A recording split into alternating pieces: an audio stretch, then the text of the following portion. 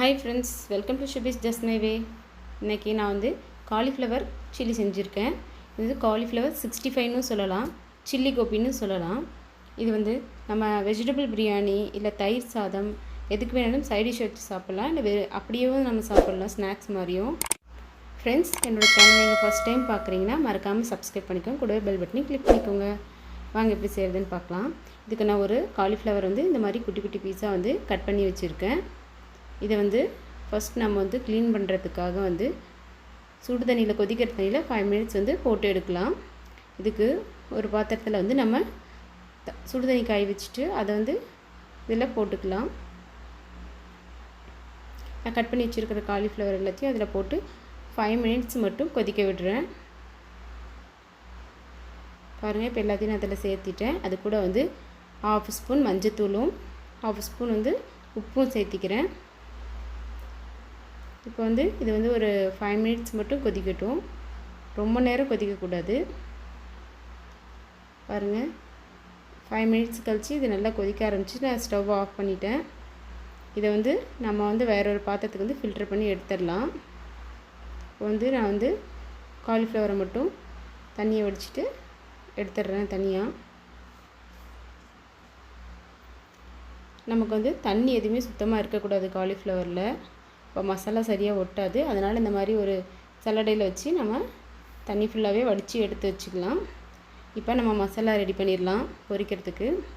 இதுக்கு வந்து 2 table spoon வந்து மைதா எடுத்திருக்கேன், 1 டேபிள் ஸ்பூன் அரிசி மாவு, 1 டேபிள் ஸ்பூன் கார்ன்ஃப்ளவர்,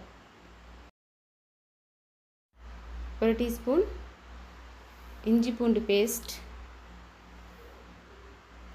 இதுக்கு வந்து தேவையான அளவுக்கு உப்பு, நம்ம ஆல்ரெடி வந்து உப்பு போட்டு வந்து வேக வச்சுருக்கோம்.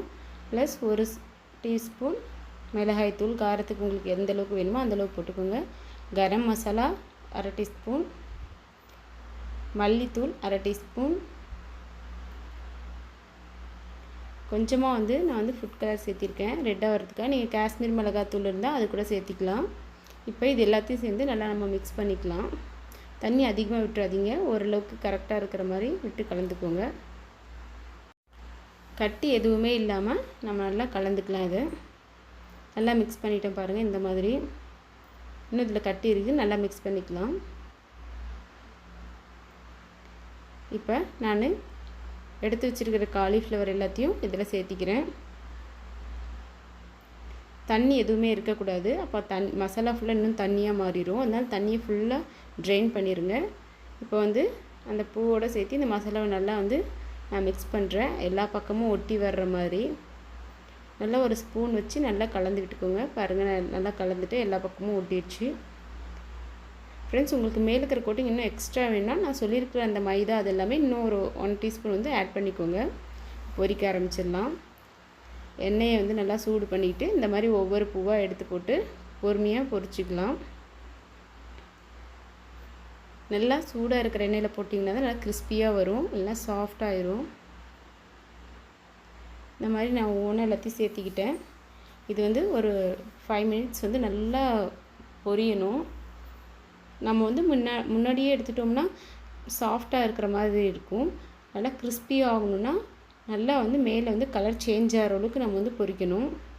பாருங்கள், இப்போ பாதி வந்து கிறிஸ்பியாக மாறிடுச்சு, இன்னும் கொஞ்சம் நேரம் இருக்கணும். பாருங்கள், நல்லா கலர் சேஞ்ச் ஆகிடுச்சு ரெட் கலரில். இந்த டைமில் வந்து நான் வந்து எடுத்துடுறேன். ஃப்ரெண்ட்ஸ், உங்களுக்கு நல்லா கிறிஸ்பியானால் நீங்கள் இன்னொரு டைம் கூட எடுத்துகிட்டு திரும்பவும் வந்து போட்டு பொரிச்சிக்கலாம். நான் எல்லாத்தையும் வந்து எடுத்துடுறேன். ரொம்ப சிம்பிள், ரொம்ப ஈஸியாக செஞ்சிடலாம் கொஞ்சம் நேரத்துலேயே. கிட்ஸுக்கெல்லாம் ரொம்ப பிடிக்கும். நீங்கள் மறக்காமல் ட்ரை பண்ணி பார்த்துட்டு எப்படி இருக்குன்னு கமெண்ட் பண்ணுங்கள். பாருங்கள் ஃப்ரெண்ட்ஸ், எந்தளவுக்கு கிறிஸ்பியாக இருக்குன்ட்டு. உண்மையிலே ரொம்ப நல்லா வந்துருந்துச்சு. நீங்களும் இதே அளவு இதே மாதிரி செஞ்சு பார்த்தீங்கன்னா உங்களுக்கும் கண்டிப்பாக நல்லாவே வரும். ஃப்ரெண்ட்ஸ், நீங்கள் என்னோடய சேனலை ஃபர்ஸ்ட் டைம் பார்க்குறீங்கன்னா மறக்காமல் சப்ஸ்கிரைப் பண்ணிக்கோங்க. Thank you friends.